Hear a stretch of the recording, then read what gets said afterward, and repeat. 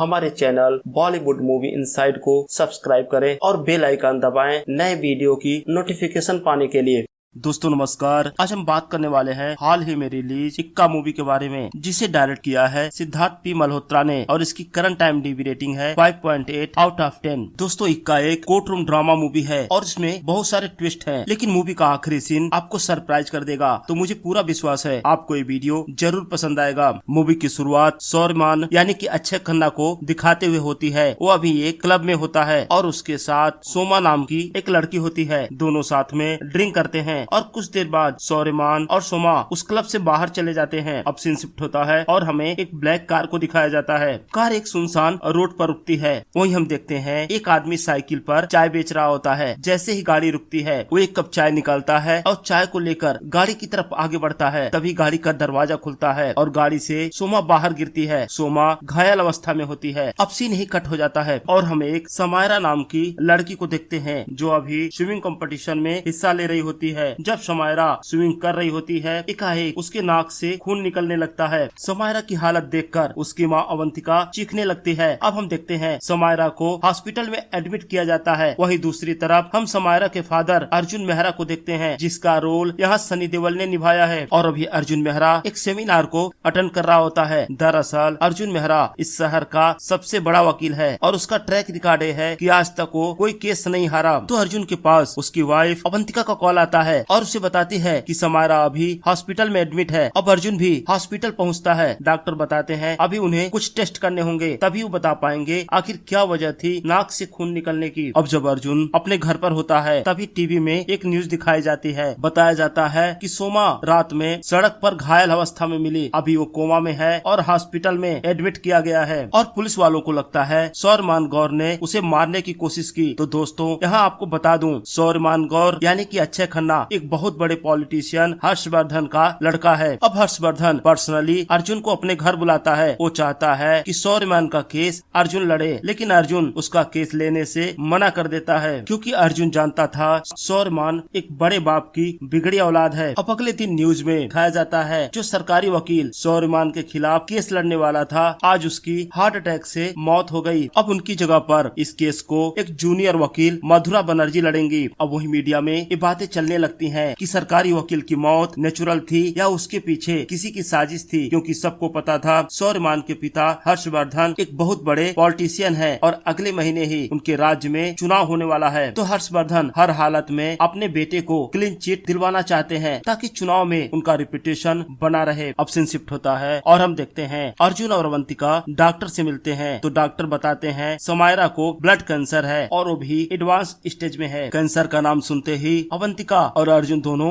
घबरा जाते हैं। तो डॉक्टर बोलते हैं घबराइए मत, मेडिकल की दुनिया अब बहुत आगे जा चुकी है, लेकिन हमें ट्रीटमेंट के लिए बोन मैरो चाहिए होगा। लेकिन बड़े अफसोस की बात है आप दोनों का बोन मैरो उससे मैच नहीं हुआ। क्या आप दोनों उसके बायोलॉजिकल मदर फादर हैं? इस बात पे हम देखते हैं अर्जुन चुप रहता है। अब अर्जुन अवंतिका घर पहुँचते हैं तो अवंतिका बताती है समायरा का बायोलॉजिकल फादर सौर्यमान है। अब अर्जुन समझ जाता है अगर उसे अपनी बेटी की जान बचानी है तो उसे सौर्यमान से बोन मैरो चाहिए होगा। तो अर्जुन सौर्यमान से मिलता है तो सौर्यमान बोलता है मैं तुम्हारी बेटी को जिंदगी दूंगा, लेकिन एक शर्त पे, तुम मेरा केस लड़ो और मेरी जिंदगी बचाओ। अब अर्जुन के सामने दो रास्ते थे, एक अपने वसूल और दूसरी उसकी बेटी की जिंदगी। तो अर्जुन एक बाप होता है, वो अपनी बेटी की जिंदगी पहले सेलेक्ट करता है और उस सौर्यमान को हाँ कर देता है। तो दोस्तों यहाँ आपको बताते चले कि अवंतिका पहले सौर्यमान की गर्लफ्रेंड हुआ करती थी। जब वो प्रेग्नेंट हुई तो चाहती थी सौर्यमान उससे शादी कर ले, लेकिन सौर्यमान शादी करने से इनकार कर देता है। तो अवंतिका ने अर्जुन से शादी किया था। और वही दूसरी तरफ जब मधुरा को पता चलता है कि उसके अगेंस्ट डिफेंस लॉयर अर्जुन है तो अपने सर पर हाथ रख लेती है, क्योंकि वो जानती थी अर्जुन के खिलाफ केस लड़ना इतना आसान नहीं होगा। अब मधुरा और अर्जुन दोनों की टीम अपने काम पर लग जाती है। सारी जानकारियाँ इकट्ठी की जाती हैं कि जैसे सौर्यमान सोमा उस रात कहाँ थे, कब तक साथ थे, वो दोनों उस क्लब से कितने बजे बाहर निकले, सौर्यमान घर कब पहुँचा। वही मधुरा को बताया जाता है कि सोमा के नाखून में कुछ खून और स्किन के ट्रेसेस मिले हैं। जब उनका डीएनए मैच किया गया, वो डीएनए सौरमान से मैच हो गया है। तो मधुरा की टीम बोलती है मैम ये केस तो ओपन एंड शट है। तो मधुरा बोलती है यही तो हैरानी हो रही है मुझे देखकर कि सब कुछ नॉर्मल क्यों है, जबकि अर्जुन इस केस में इन्वॉल्व है। खैर अब पहली सुनवाई का दिन आता है और हमें दिखाया जाता है कि अब अर्जुन और मधुरा दोनों कोर्ट में होते हैं। अब अर्जुन जज साहब को बताता है कि मैं अपना विटनेस सौर्यमान को पेश करना चाहता हूँ। सौर्यमान का नाम सुनकर मधुरा बिल्कुल शॉक रह जाती है। उसने सोचा भी नहीं था कि अर्जुन पहले ही दिन सौर्यमान को एज ए विटनेस प्रेजेंट करेगा। अब अर्जुन सौर्यमान से बोलता है उस रात जो भी घटना हुई आप जज साहब को बताओ। अब सौर्यमान रोने लगता है और बताता है जज साहब हम दोनों उस रात डिनर किए और ड्रिंक किए। ड्रिंक करने के बाद मैं सोमा को अपने कार से ड्रॉप करने जा रहा था, लेकिन रास्ते में मैं सोमा को टच करने लगा। मैं उसे किस करना चाहता था, मैं नशे में था, लेकिन सोमा ने इसका विरोध किया और कार से उतरकर चली गई। उसके बाद सोमा के साथ क्या हुआ मुझे कुछ भी पता नहीं। और हम देखते हैं कोर्ट में सौरमान की वाइफ गौरी होती है। गौरी उसकी बातें सुनकर नाराज होकर कोर्ट से बाहर चली जाती है। अब मधुरा सौरमान से पूछती है आपने अपने स्टेटमेंट में बताया है कि आप रात 1 बजे अपने घर पहुंच गए थे, क्या इस बात का कोई सबूत है, कोई गवाह है जो बता सके कि रात 1 बजे आप घर पर थे? तो सौरमान बोलता है मेरी वाइफ गौरी मुझे अटेंड की थी, उसे पता है मैं रात के 1 बजे घर पहुंच गया था। तो मधुरा बोलती है आपके वाइफ की गवाही यहाँ मान्य नहीं होगी, क्या कोई और है जो प्रूफ कर सके कि आप रात में 1 बजे घर पर थे? तो अर्जुन बोलता है माय लॉर्ड क्या मधुरा के पास ऐसा कोई सबूत है कि मेरा क्लाइंट रात 1 बजे घर पर नहीं था? अब जज साहब मधुरा से पूछते हैं कि आपके पास कोई और सवाल है? तो मधुरा बोलती है नहीं। अब केस को अगली तारीख मिल जाती है। अब जब अर्जुन और सौर्यमान कोर्ट से बाहर आते हैं, हम देखते हैं लोगों की भीड़ सौर्यमान के खिलाफ नारे लगा रही थी। उनको लगता है कि सौर्यमान ही गुनाहगार है और वही मीडिया में सब तरफ सौर्यमान केस की ही बातें हो रही होती हैं। हम देखते हैं अर्जुन अपनी बेटी के साथ घर पर बैठा होता है तो उसकी बेटी के नाक से दोबारा खून आने लगता है। अब अर्जुन इस केस को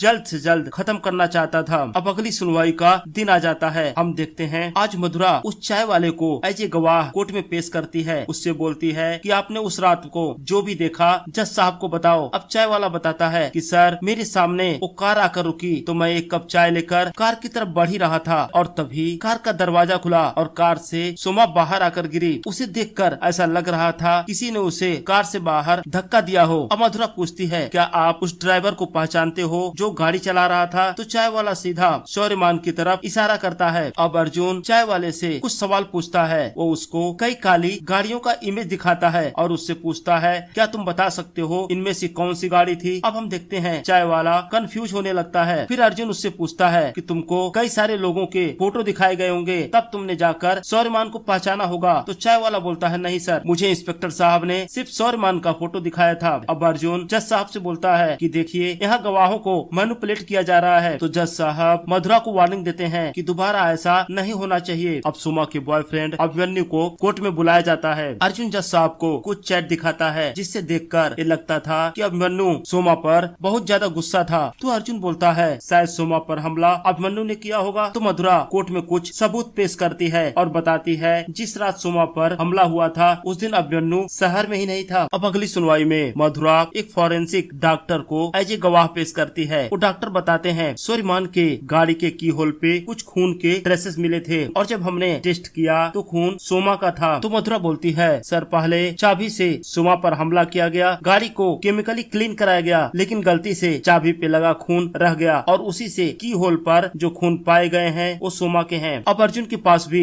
इस बातों का कोई जवाब नहीं होता तो जज साहब से अगली तारीख ले लेता है। अब सीन शिफ्ट होता है और हम देखते हैं अर्जुन की बेटी समायरा की अब तबीयत ज्यादा खराब होती है तो उसे हॉस्पिटल में एडमिट किया जाता है। और वहीं दूसरी तरफ हम सोमा को देखते हैं। अब सोमा अपनी जिंदगी से जंग हार जाती है और आज सोमा की मौत हो जाती है। सोमा की मौत की खबर सुनकर उसकी माँ बुरी तरह टूट जाती है और उस टाइम मधुरा भी सोमा की माँ के साथ होती है। तो सोमा की माँ मधुरा से पूछती है क्या मेरी बेटी को कभी इंसाफ मिलेगा? लेकिन अभी मधुरा के पास इसका कोई जवाब नहीं होता। अब अटेम्प्ट टू मर्डर का केस मर्डर केस में बदल गया था। तो हर्षवर्धन अपने बेटे शौर्य और अर्जुन से मिलता है। वो अर्जुन से बोलता है किसी भी कीमत पर मुझे इस केस को क्लोज करवाना है, वो भी क्लीन चिट के साथ। इलेक्शन सर पे है, मुझे और कुछ बवाल अब नहीं चाहिए। खैर अब अगली सुनवाई का दिन आ जाता है। हम देखते हैं आज अर्जुन कोर्ट में इंडिया के सबसे सीनियर फॉरेंसिक एक्सपर्ट को कोर्ट में एज ए गवाह बुलाता है और उनसे पूछता है जो रिपोर्ट डॉक्टर बोस ने बनाई थी क्या वो सही है? तो लेडी बताती है कि डॉक्टर बोस को जितना ब्लड का सैंपल मिला था उस आधार पर उन्होंने रिपोर्ट बनाई, लेकिन उस आधार पर ये नहीं कहा जा सकता है कि 100% वो ब्लड सोमा का ही है। तो अर्जुन पूछता है क्या उस रिपोर्ट के आधार पर किसी मासूम को सजा दी जा सकती है? तो लेडी बताती है इसके आधार पर किसी मासूम को क्या, किसी क्रिमिनल को भी सजा नहीं दी जा सकती। ये एविडेंस पर्याप्त नहीं है। हम देखते हैं जब भी मधुरा बनर्जी अपने केस को किसी गवाह के थ्रू मजबूत करती है तो अर्जुन उसका तोड़ निकाल ही लेता है। अब कोर्ट के बाद मधुरा अपने टीम से बोलती है अगर हमें एक केस जीतना है तो किसी भी कीमत पर हमें एक गवाह ढूंढना ही होगा। अब मधुरा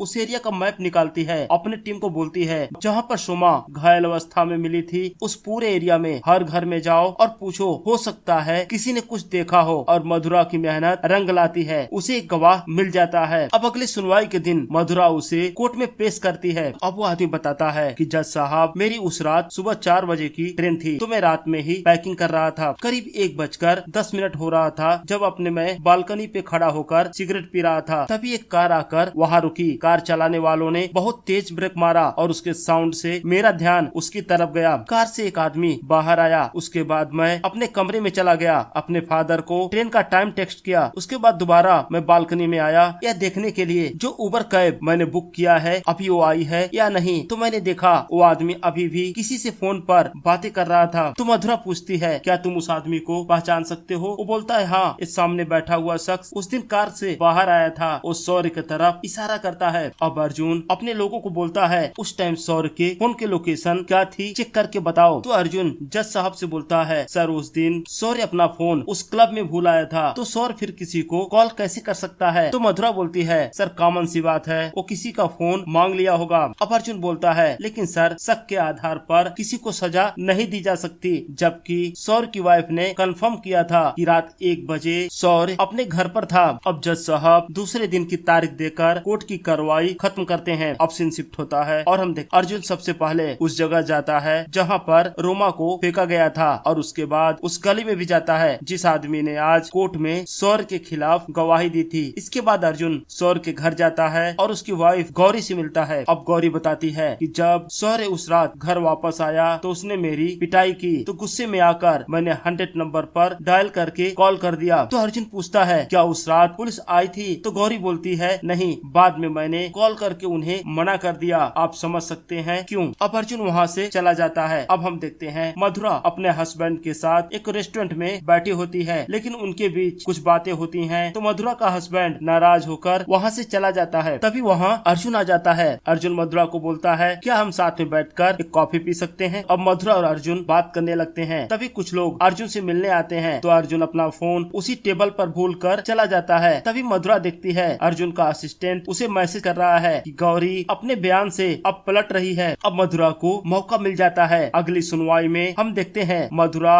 गौरी को एज ए विटनेस पेश करती है। तो गौरी कोर्ट में बोलती है उस रात अर्जुन रात में 1 बजे नहीं सुबह 4 बजे घर आया था। अब गौरी की बात सुनकर सब लोग शौक रह जाते हैं और मधुरा को लगता है अब तो वो केस जीत कर ही रहेगी। तो मधुरा पूछती है लेकिन आखिरी बार जब आपने बयान दिया था तो आपने बोला था कि सौर्य रात के 1 बजे घर आ गया था। अब गौरी बताती है उस टाइम मैंने झूठ बोला था क्योंकि सौर्य मेरी पिटाई करता है और मैं डर गई थी, लेकिन बाद में मुझे महसूस हुआ कि मैंने गलत किया। तो आज मैं कोर्ट में दोबारा बताना चाहती हूँ उस रात सौर्य सुबह 4 बजे घर आया था। अब अर्जुन अपना अगला गवाह इंस्पेक्टर मनीष वर्मा को बुलाता है। तो मनीष वर्मा बताता है कि उसकी ड्यूटी है जो भी लोग 100 नंबर पे डायल करते हैं उस कॉल को अटेंड करना। तो अर्जुन पूछता है क्या वो कॉल रिकॉर्ड किए जाते हैं? तो मनीष बोलता है हर कॉल को रिकॉर्ड किया जाता है। अब अर्जुन कोर्ट में एक ऑडियो चलाता है जिस ऑडियो में सबको सुनाई देता है कि गौरी ने उस रात करीब 1 बजे 100 नंबर पे डायल करके कॉल किया और पुलिस वालों को बताया कि उसे मारा पीटा जा रहा है और बीच बीच में पीछे सौर्य की भी आवाज आ रही थी। अब अर्जुन एक और ऑडियो प्ले करता है जिसमें दोबारा पुलिस वालों ने गौरी के नंबर पर कॉल बैक किया और इससे पूछा कि मैम प्रॉब्लम क्या है? तो उस समय गौरी ने उन्हें मना कर दिया कि सब कुछ ठीक है, आने की जरूरत नहीं। अब कोर्ट में बिल्कुल साफ हो गया था कि उस रात 1 बजे सौर्य अपने घर पर था। लेकिन जज साहब गौरी से पूछते हैं कि आपने झूठ क्यों बोला? तो गौरी बताती है कई सालों से सौर्य उसे मारता पीटता था और मुझे लगा यही अवसर है सौर्य को सजा दिलाने का, और सर इसीलिए मैंने अपना बयान बदल दिया। अब उस रिकॉर्डिंग को सुनने के बाद अदालत सौर्यमान को बरी कर देती है और मधुरा एक केस हार जाती है। अब वादे के मुताबिक शौर्य अपना बोन मैरो अर्जुन की बेटी को देता है और अर्जुन की बेटी अब ठीक हो जाती है। इसके बाद शौर्य अर्जुन को जीत का जश्न मनाने के लिए बुलाता है, क्योंकि अर्जुन ने ही शौर्य को इस मर्डर केस से बाहर निकाला था। लेकिन अभी अर्जुन अपना आखिरी इक्का चलने वाला था। अब अर्जुन शौर्य को बताता है कि उसे पहले से ही पता था कि सोमा का मर्डर शौर्य ने किया है। उस रात शौर्य सोमा के साथ जबरदस्ती करना चाहता था, लेकिन जब सोमा ने उसे रोकने की कोशिश की तो शौर्य गुस्से में आकर उस पर हमला कर दिया और घायल सोमा को सड़क पर छोड़कर चला गया। उसके बाद शौर्य ने रोड के किनारे सो रहे एक झुग्गी वाले से फोन ले लिया और उसे पैसे दिए और फिर अपने वाइफ गौरी को कॉल करके ये नाटक करने को बोला। गौरी ने 100 नंबर पर झूठा कॉल किया और बताया कि उसका पति उसे पीट रहा है, जबकि उस समय शौर्य अपने घर पर नहीं था। और फिर शौर्य अपने पीछे कोई सबूत नहीं छोड़ना चाहता था, तो इसलिए अपने बॉडीगार्ड चतुर को भेजकर उस झुग्गी वाले आदमी को मारने की कोशिश की। चतुर ने उस पर चाकू से हमला भी किया, लेकिन उसकी किस्मत वो बच गया और अब वो पुलिस की कस्टडी में है। और उसने अपना बयान भी दे दिया कि कैसे उस रात शौर्य ने पैसे देकर उसका फोन लिया और कॉल किया। अब हम देखते हैं शौर्य को अरेस्ट कर लिया जाता है। अब शौर्य के ऊपर सोमा मर्डर केस और उस आदमी पर अटेम्प्ट टू मर्डर का दो केस चलता है। और इसी के साथ यह बेहतरीन मूवी यहीं समाप्त हो जाती है। तो दोस्तों, अगर आपको वीडियो पसंद आया हो तो वीडियो को लाइक करें, चैनल को सब्सक्राइब करें। अब हम मिलते हैं अगले वीडियो में, तब तक के लिए जय हिंद दोस्तों।